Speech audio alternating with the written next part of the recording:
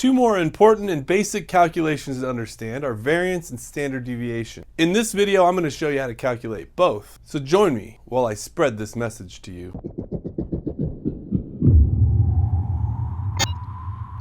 Welcome to the Intro to Stats 5-minute lecture series. Hit that timer and let's get started. What is variance? Variance is the average of the squared differences from the mean.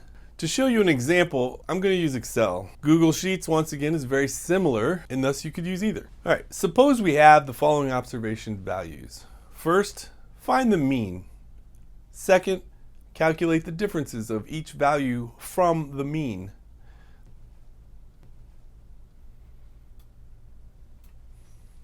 Third, square each of the differences.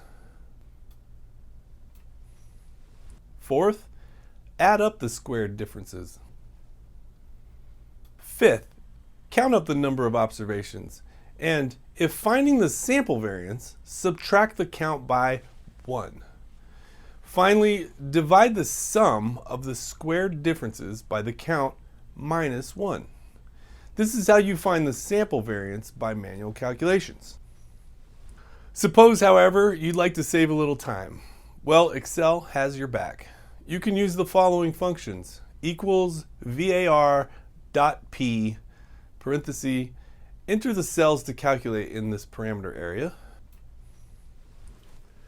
in the parentheses, for the population calculation, and equals var.s, parentheses, and then put the cells in there, for the sample calculation. Notice how the sample variance, calculated by the function and by the manual method, is exactly the same. This is because there is a division by the count minus 1, and Excel already knows this. What is standard deviation? Well, standard deviation is the square root of the variance. That's it, pretty simple. It measures how far, on average, observations are from the mean. So once you've found the variance by the manual method shown before, you simply take the square root of the variance to get the standard deviation.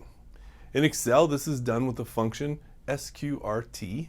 Put the number in your parentheses and voila, you're done. The reason why we use the square root is basically to undo the square of the differences and therefore provide a relative normalization of the spread. So just as in the variance, Excel has some very useful functions for standard deviation. To find the population standard deviation, we can use equals stdev.p and then put the cells you want to calculate in the parameter area. To find the sample standard deviation, on the other hand, we can replace that .p with a .s.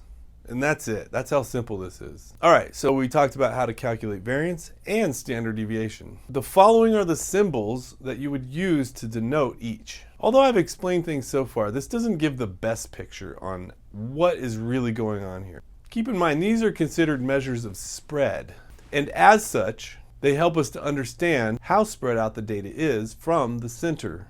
So let's look at a slightly more illustrative example of what's exactly going on here. So there's a lot in these two images, so you may need to pause the video and take a moment to understand what you're seeing. Go ahead, I'll wait. Basically, the data observations in the top image are more spread out from the mean of 0 than the observations in the bottom image. And thus the data in the top image produces a variance value that is larger than the variance for the data in the bottom image. So as you can see, just knowing the values of variance and thus the standard deviation for different data sets can allow us to know how spread out relative to one another the data is. Cool, so I think that about covers it. And now you know about calculating variance and standard deviation. So go forth and spread your wings and fly into statistics? Yeah. Awesome. So thanks for watching. Feel free to leave a comment or question in the comment section below. In the next video, let's look at histograms. Until next time, as always, stay nerdy, my friends. Sometimes I'm at the peak and other times I'm about to fall. Sometimes I gotta wonder what I'm doing here at all. Sometimes in my mind I just sit here and I'm guessing. How can I find the answers? I don't even got the questions. Sometimes I'm at the peak and other times I'm about to fall. Sometimes I gotta wonder what I'm doing here at all. Sometimes in my mind I just sit here and I'm guessing. How can I find the answers? I don't even got the questions. Now I'm just being real. Tell me how you feel. Now it's never that easy, girl. Now I know the drill.